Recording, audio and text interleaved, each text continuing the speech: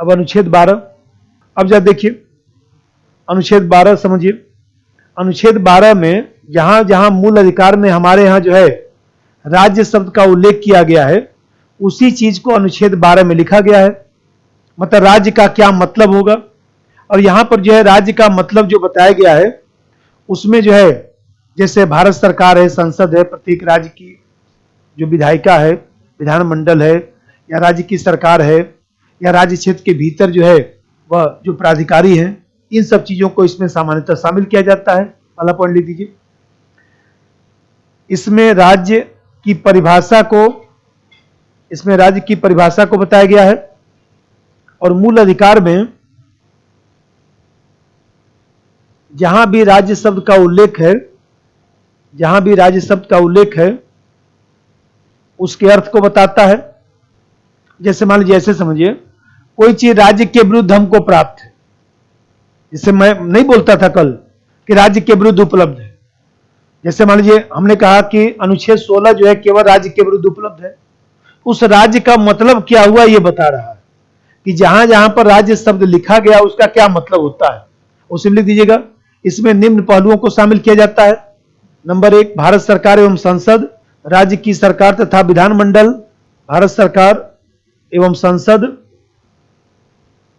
Number 2, राज्य की सरकार तथा विधानमंडल। नंबर 3, सभी स्थानीय निकाय डैश नगर पालिका, पंचायतें आदि।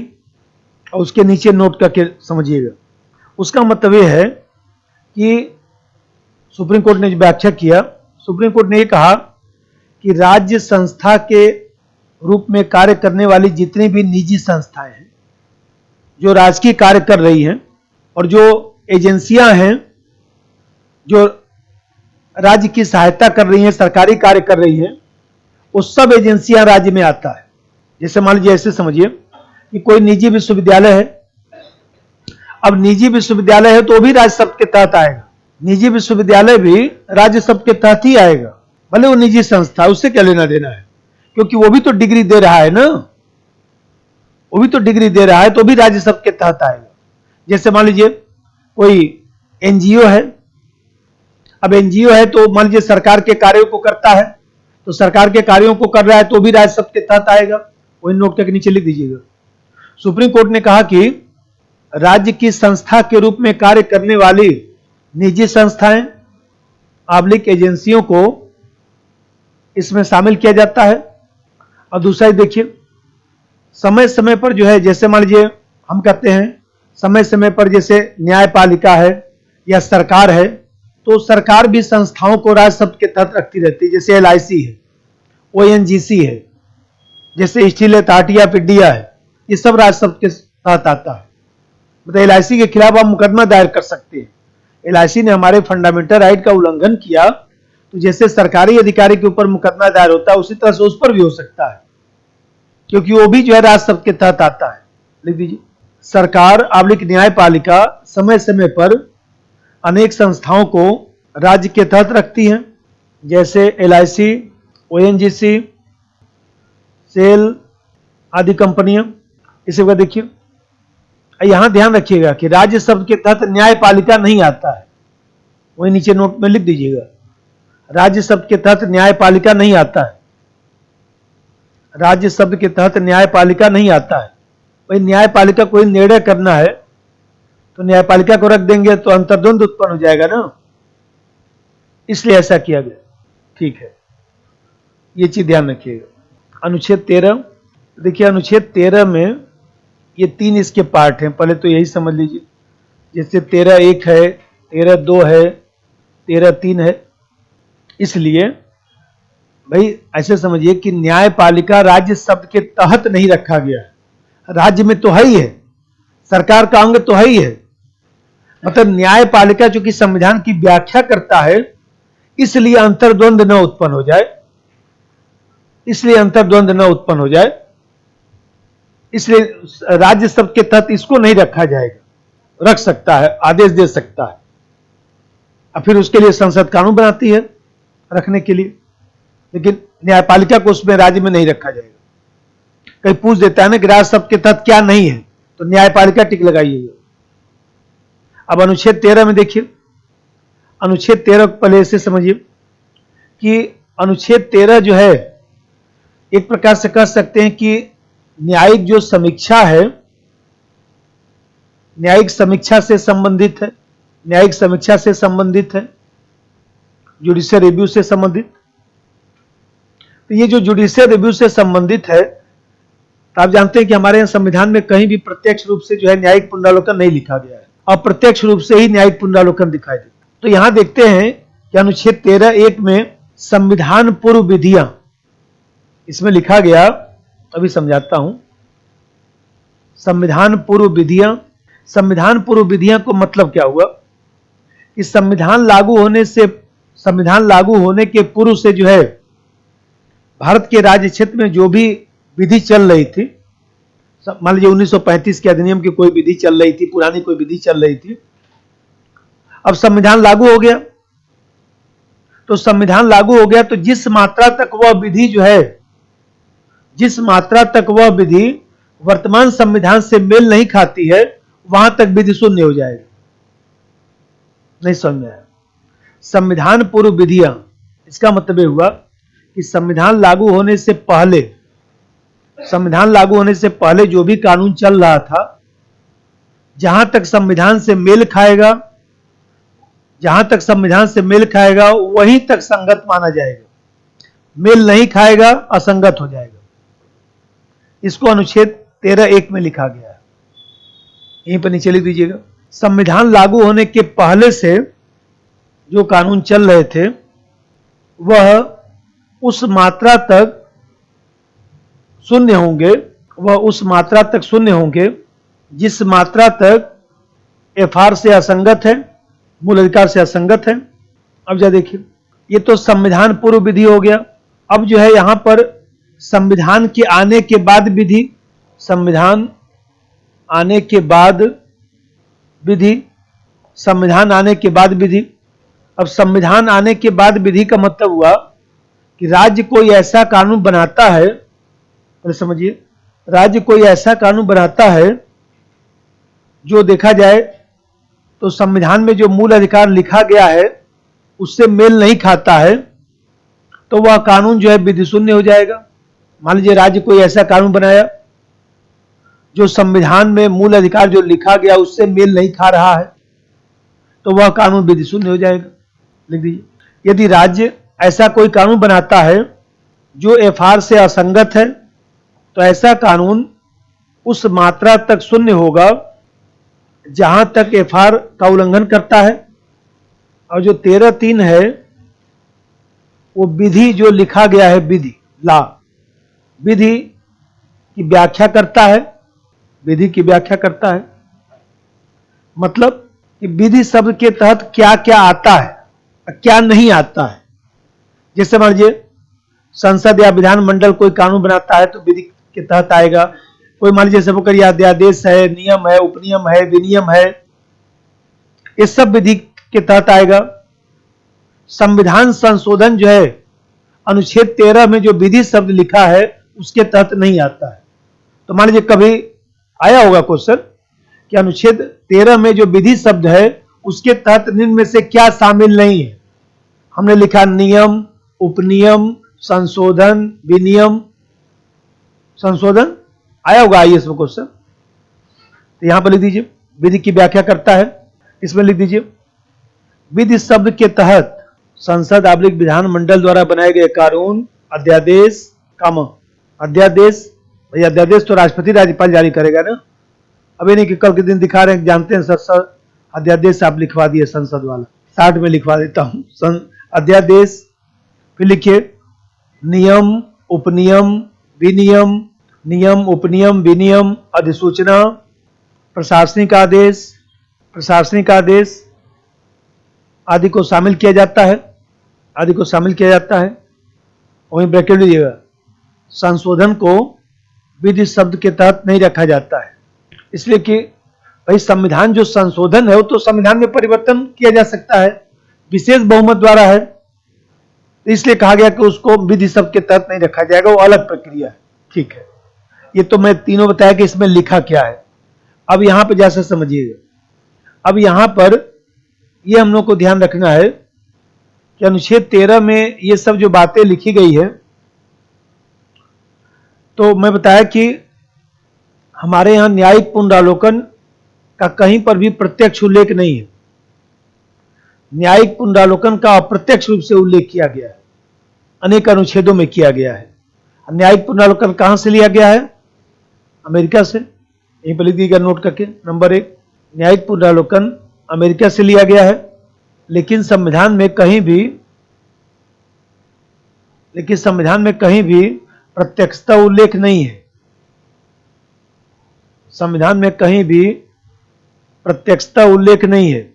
संविधान में कहीं भी प्रत्यक्षता उल्लेख नहीं है, बल्कि अप्रत्यक्ष रूप से अनेक अनुच्छेदों में दिखाई देता है। अप्रत्यक्ष रूप से अनेक अनुच्छेदों 13, 136, 246, 13, 136, 246, 246 आदि में दिखाई देता है। ठीक है, अब यहां पर समझिए, ये तो क्लियर हो गया। अब यहां पे एक चीज और ध्यान रखना है कि जो हम लोगों के यहाँ न्यायिक पुनरावलोकन की जो विधि है, न्यायिक पुनरावलोकन की जो विधि है, जीआर की विधियां, इसी अनुच्छेद 13 में जीआर की विधि का भी उल्लेख है। तो जीआर की विधियां, तो पहली विधि है डॉक्ट्रिन ऑफ सेवरेबिलिटी, पृथक्करणीयता का सिद्धांत। पृथक्करणीयता का सिद्धांत कभी पूछे कि जीआर की विधि का उल्लेख किस अनुच्छेद में है, तो 13। क्या क्या विधि का उल्लेख है तो बता देता हूं। तो पहला है डॉक्ट्रिन ऑफ सेवरेबिलिटी। इसका मतलब क्या है? जैसे मान लीजिए कोई कानून है, उसमें मान लीजिए 50 धाराएं हैं, ऐसे समझ लीजिए, दो लाइन, उसमें 50 धाराएं हैं। अब 50 धाराएं हैं तो मान लीजिए अब इसमें से न्यायपालिका इसका जो है जीआर कर रही है।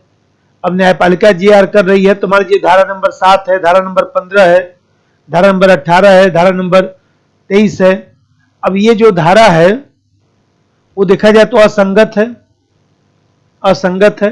तो असंगत है तो केवल इन्हीं धाराओं को असंवैधानिक घोषित किया जाएगा, पूरा कानून को नहीं। अरे भाई, कोई मान लीजिए कोई कानून है, उसमें मान लीजिए 200 धाराएं हैं, उसमें से 10 धारा जो है वह देखा जाए तो मूल अधिकार का उल्लंघन कर रही है या बेसिक स्ट्रक्चर का वर्तमान में उल्लंघन कर रही है, तो केवल उन्हीं धाराओं को असंगत घोषित किया जाएगा, संपूर्ण कानून को नहीं। जैसे मैं बोलता हूं ना, चाय में मक्खी गिर गया तो मक्खी न निकालेंगे कि पूरा चाय फेंक देंगे। मतलब कि चाय में मक्खी गिर गया तो मक्खी को फेंकेंगे, पूरी चाय को नहीं फेंकेंगे। आप यही तो करते हैं ना। लिखिए उसमें 2 लाइन। डॉक्ट्रिन ऑफ सेवरेबिलिटी, यदि किसी कानून में अनेक धाराएं हैं और उसका न्यायिक पुनरावलोकन किया जाता है। न्यायिक पुनरावलोकन समझ रहे हैं कि नहीं? एक लाइन सुनिए पहले। ये सरकार है, सरकार के 3 अंग होते हैं, विधायिका, कार्यपालिका और न्यायपालिका। ऐसे समझिए, विधायिका, कार्यपालिका, न्यायपालिका। तो विधायिका जैसे कानून बनाती है, विधायिका संविधान में संशोधन करती है। कार्यपालिका का मतलब कि कार्यपालिका उसको लागू करती है, तो कार्यपालिका लागू करने के लिए नियम बनाती है, उपनियम बनाती है, विनियम बनाती है। इसी प्रकार से मान लीजिए कभी परिस्थिति नहीं है तो अध्यादेश भी जारी करती है। तो यहां पर ध्यान रखना है कि विधायिका और कार्यपालिका जितना भी कार्य करते हैं, इस कार्य की समीक्षा जो है हमारे यहाँ सुप्रीम कोर्ट, हाई कोर्ट करता है। इसकी समीक्षा जो है सुप्रीम कोर्ट, हाई कोर्ट करता है। तो यही जो समीक्षा करके उसको सही और गलत बताता है, उसी को हम लोग जो है जुडिशियल रिव्यू कहते हैं। विधायिका और कार्यपालिका जितना भी कार्य करेगा, उन सभी कार्यों का परीक्षण करेगा कौन? Supreme court, high court. तो जो परीक्षण करेगा, उसको सही गलत बताएगा, उसी प्रक्रिया को न्यायिक पुनरावलोकन कहा जाता है। क्लियर हुआ? विधायिका, कार्यपालिका जितना भी कार्य करेगा, सबका पुनरीक्षण कौन करेगा, सबका जो है जांच कौन करेगा? तो सुप्रीम कोर्ट, हाई कोर्ट। और जांच करके उसको सही गलत बताएगा, तो वही जांच करने की जो प्रक्रिया है उसी को न्यायिक पुनरावलोकन कहा जाता है। तो जो बता रहा था उसको लिखिए। यदि किसी कानून में अनेक धाराएं हैं और उसका जेआर किया जाता है, जुडिशियल रिव्यू किया जाता है, तो जो धाराएं असंगत हैं केवल उसे ही असंवैधानिक घोषित किया जाएगा, केवल उसे ही असंवैधानिक घोषित किया जाएगा। संपूर्ण कानून को नहीं। मतलब किसी, मान लीजिए जिसमें बताया कि कोई भी कानून बना तो जो जो मूल अधिकार से असंगत होगा, मूल ढांचे से असंगत होगा, केवल वही विधि शून्य होगा। संपूर्ण कानून विधि शून्य नहीं होगा। संपूर्ण कानून जो है गैर कानूनी नहीं होगा। जैसे मान लीजिए 97वां संविधान संशोधन 2011 द्वारा जो है हम लोग के यहाँ जो है जोड़ा गया था ना कोऑपरेटिव सहकारिता, तो उसकी समीक्षा हुआ था अभी 2 साल पहले। तो उसमें बहुत सारी धाराओं को सुप्रीम कोर्ट ने अवैध घोषित कर दिया और कहा कि आपको कानून लागू करना है तो लागू कर दीजिए, वो वाला कानून लागू नहीं होगा। लिख दीजिए एग्जाम्पल, जैसे 97वां 97 जैसे 97वां संशोधन द्वारा सहकारी समितियां जोड़ा गया। सुप्रीम कोर्ट ने इसी सिद्धांत के आधार पर अनेक प्रावधानों को असंवैधानिक घोषित कर दिया। दूसरा बात समझिए, गैर कानूनी। एक तो पहला सिद्धांत यह है। दूसरा सिद्धांत समझिए, मान लीजिए पूछेगा कि डॉक्ट्रिन ऑफ सेवरेबिलिटी किस अनुच्छेद में है? 13।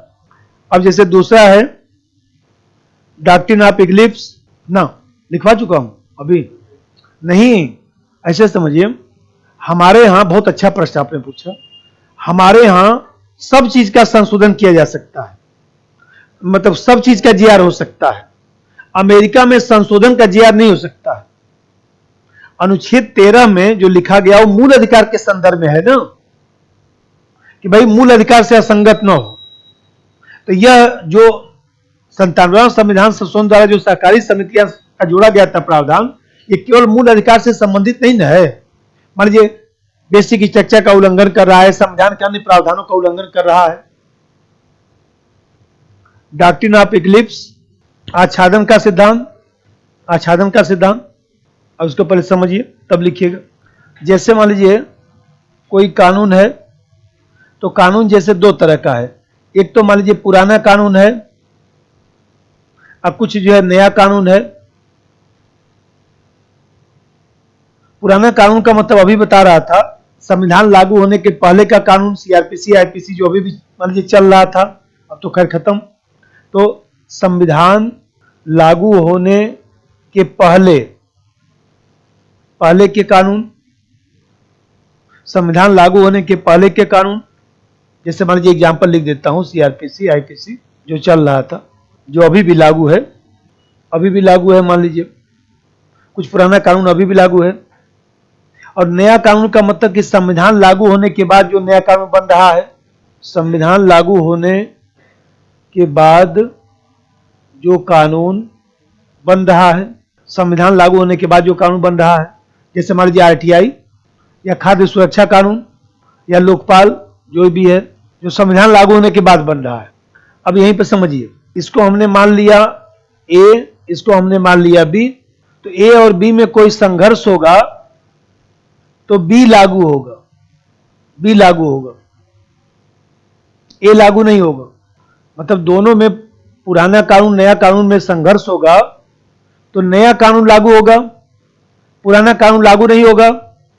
और नए कानून से पुराना कानून जिस मात्रा तक मेल खाएगा वहीं तक पुराना कानून लागू होगा, और जिस मात्रा तक मेल नहीं खाएगा उस मात्रा तक जो है विधि शून्य हो जाएगा।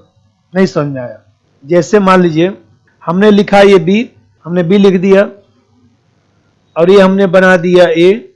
अब ये देखिए, इसको ए हमने लिख दिया, अब ये यहां तक नहीं मेल खा रहा है तो ये जो है विधि शून्य हो गया और ये जो है विधिमान्य हो गया। भाई बी से ये आच्छादित हो गया ना, इतना बी से ये आच्छादित हो गया ना, तो ये तो मान्य होगा, ये आच्छादित नहीं होगा तो विधिमान्य नहीं होगा। नहीं समझ में आया? या मान लीजिए ऐसे भी इसको बनाया जाता है, जैसे मान लीजिए हम कहते हैं कि ये बी कानून है, और ए कानून मान लीजिए कुछ यहां है, कुछ यहां है, कुछ यहां है, ऐसे ये ए कानून है। तब देखा जाए तो यहां से हम इसको आच्छादित कर रहे हैं, तो ये सब तो मेल खा रहा है, तो ये सब मेल खा रहा है, तो ये सब तो पूरा लागू होगा। और ये देखिए इधर वाला नहीं ना मेल खा रहा है, तो नहीं लागू होगा। ये तो हो गया। अब ये तो दो विधियां हमारे यहां लिखी गई हैं। एक डॉक्ट्रिन ऑफ प्रिडिक्शन भी है, वो भी बता देता हूं। अब वो तो लॉ में जा जाके पूछेगा, वो तो नया वाला जो आया है वो भी पढ़ाना ही पड़ेगा। डॉक्ट्रिन ऑफ प्रिडिक्शन, भावी प्रवर्तन, इसी को हम लोग जो है भावी प्रवर्तन के, इसी को हम लोग प्रॉस्पेक्टिव ओवर रूलिंग भी कहते हैं। इसी को हम लोग जो है प्रॉस्पेक्टिव ओवर रूलिंग भी कहते हैं। भविष्य लक्षी प्रभाव, एक ही बात है, भावी प्रवर्तन का सिद्धांत या भविष्य लक्षी प्रभाव। तो ये जानते हैं कि इसका जिक्र जो है अनुच्छेद 13 में भी था, और इसकी व्याख्या सुप्रीम कोर्ट ने जो है वह गोलकनाथ बाद में किया। अभी पढ़ाता हूं। तो गोलकनाथवाद में सुप्रीम कोर्ट ने इसकी व्याख्या किया। इसका मतलब होता है कि अभी तक जो भी, सुप्रीम कोर्ट ने कहा कि अभी तक जो भी संशोधन हो गया सब विधिमान्य होगा, आज की तारीख से कोई संशोधन नहीं किया जाएगा। मतलब जो हो गया सो हो गया, आज की तारीख से जो होगा वो गलत होगा। भावी प्रवर्तन कि मतलब कि भविष्य में जो है वो लागू होगा, भूतकाल में नहीं। जो हो गया सो हो गया। जैसे आप जानते हैं कि सुप्रीम कोर्ट ने जो है गोलकनाथवाद में कहा कि मूल अधिकारों में संशोधन नहीं किया जाएगा। तो फिर वकील साहब ने पूछा कि भाई मूल अधिकारों में संशोधन नहीं किया जाएगा, ये बताइए अब जो पहले संशोधन हो चुका है उसका क्या करें। तो सुप्रीम कोर्ट ने कहा कि जो संशोधन हो गया विधिमान्य होगा, आज की तारीख से कोई संशोधन आप नहीं करेंगे। तो इसी को जो प्रॉस्पेक्टिव ओवर रूलिंग कहा जाता है। भावी प्रवर्तन का सिद्धांत भविष्य लक्षी प्रभाव। तो भविष्य लक्षी प्रभाव इसका प्रत्यक्ष रूप से 13 में भी उल्लेख था। इसी को सुप्रीम कोर्ट ने जो है व्याख्या कर दिया। नहीं, वो तो 9वीं अनुसूची में है। 9वीं अनुसूची में 9 शेड्यूल में कहा गया कि अप्रैल 1973 से पहले जो अनुसूची में रखा जा चुका है 9वीं अनुसूची में, वो विधिमान्य होगा। अप्रैल 1973 या उसके बाद जो भी आप रख रहे हैं उसका आप न्यायिक पुनरावलोकन कर सकते हैं, क्योंकि अप्रैल 1973 में जो है, आप जानते हैं कि अप्रैल 1973 में जो है मूल ढांचे का सिद्धांत दिया गया। तो सुप्रीम कोर्ट ने कहा कि अप्रैल 1973 के बाद कुछ भी आप रखेंगे हम उसकी जांच कर सकते हैं। आप जानते हैं ना कि केशवानंद भारती साहब जो है उनका डेथ हो गया ना 2020 में, सितंबर 2020 में उनका डेथ हो गया। तो केशवानंद भारती साहब जो है, मोदी साहब आज केरल गए हैं ना, इदनूर जो हिंदू मठ है केरल में, उसी के ये प्रमुख संत थे केशवानंद भारती साहब। तो केशवानंद भारती साहब ने ही जो है, आप जानते हैं कि ये मुकदमा सब दायर किया था, जिसमें अभी आगे पढ़ाता हूं। 24वें, 25वें, 29वें संशोधन को चुनौती दिया गया था, और उसी में बेसिक स्ट्रक्चर का सिद्धांत आया था। तो ये आप ध्यान रखिएगा।